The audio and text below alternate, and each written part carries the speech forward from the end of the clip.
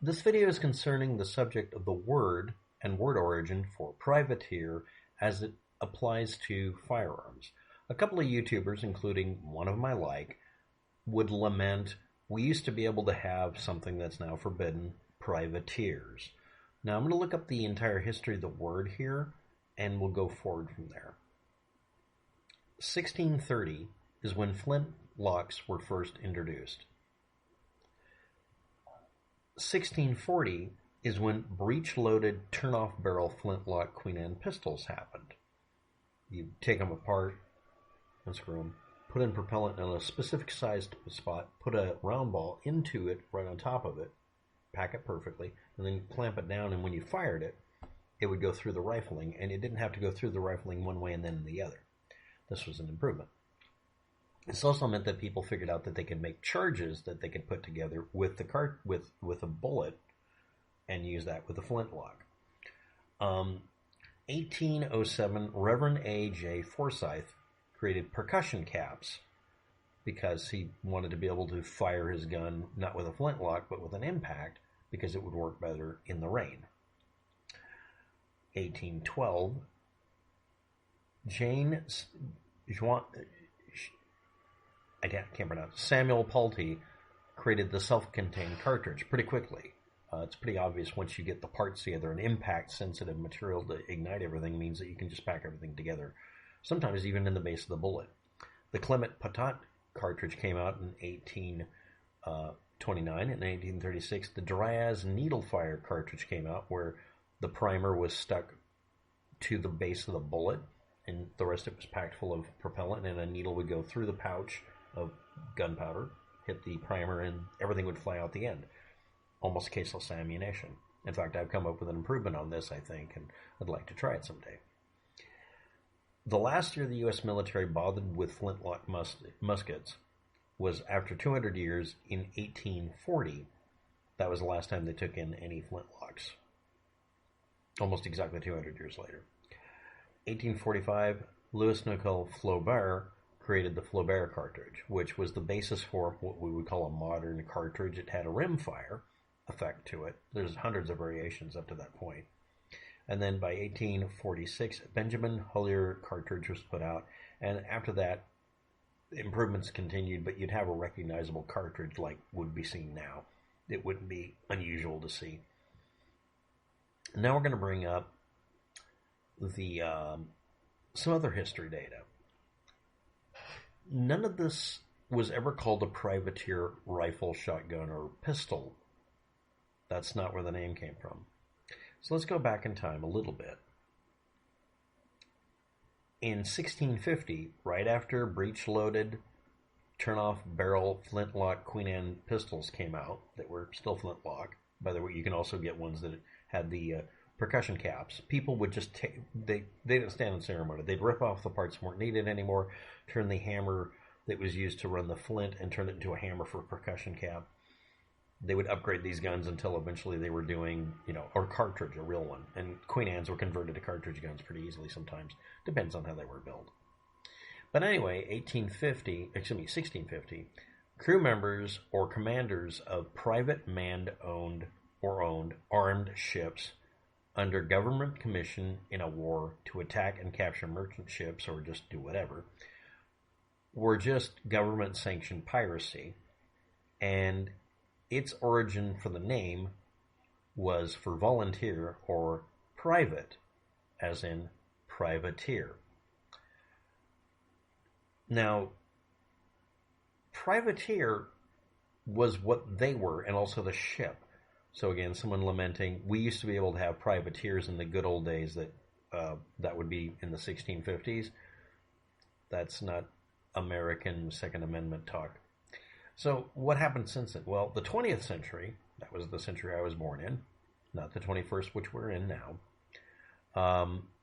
weapon of the privateer, or privateer's weapon, or privateer's gun, or rifle, or shotgun, or whatever, became an explanation of what firearm you were looking at when you were looking at one of these old-style firearms that were used quite commonly by privateers.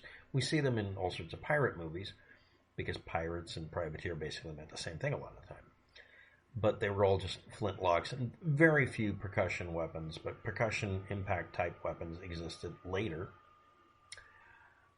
And guess what? People lamenting we can't have these anymore. They're wrong. Any primitive ignition system in the United States is legal to build whatever you want to. I can make a 12-gauge handgun. It just has to use primitive methods. The primer, propellant, and projectile preferably should all be separated, and also mechanically separating at least one component. You can make an ignition blank-based one with a separator between your propellant and your projectile. Someone even sold a modern recreation of this sort of thing because that has precedence. Some of the quasi-cartridges that came out were literally what we would consider a blank propelling a projectile. Others were the projectile and the propellant put together, but you'd have the primer separated, which is the most common form of separate systems. Or all three separating, you just loaded it like a muzzleloader. Now, what were these? Okay. There are search term peaks for privateer firearm in 2004 and 2005. Now, what was a privateer weapon? Let's actually discuss this. Number one, it was almost always a muzzle loader, almost always, but it could be a turn-off barrel or something interesting. But normally it was a muzzle loader. Normally it was a flintlock, but it could be any kind of mechanism for ignition. You put propellant in it, you put a ball down it, and then you put something to ignite it at the other opening. In many cases, these days it would be a percussion device. They were 50 caliber, 52, 54, 55, 68, 69, and 70 caliber. Fantasy pistol ideas in video games are based on these. They are privateer weapons. And that's the primary driver in 2004 and 2005. People discovered them as a kind of a mechanic, a methodology to insert into video games. So they just called them privateers and gave them all sorts of weird characteristics. But they would be styled like a 1640s, 1650s firearm. So now, these days, in 2021, a company called Sam Diego LLC started their own gun they put out. They called the Privateer. And as of now, there's nothing really out there that mentions any of this history for the word privateer, where it came from. And again, it could describe a ship with cannons. Guess what else? In the United States, if you own a ship, if you're at a port, as long as you keep them unloaded, you're not required to register your cannons.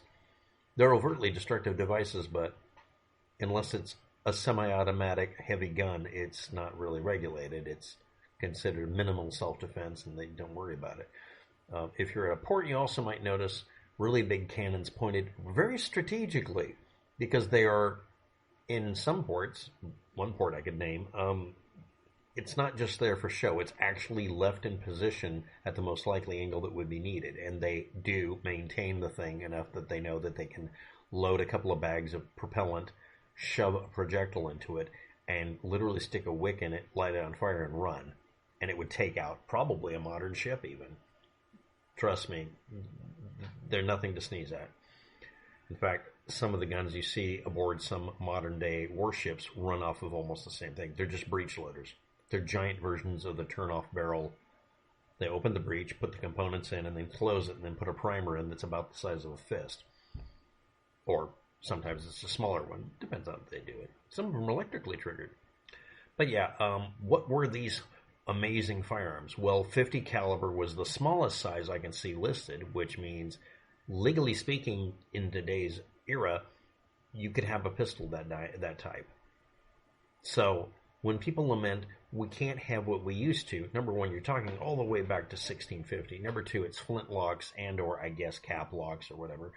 They're not regulated at all. Next, 50 caliber starting all the way up to 70. Basically, that's a really big pistol bore or really small or medium-sized shotgun rounds. And none of these are restricted, never have been.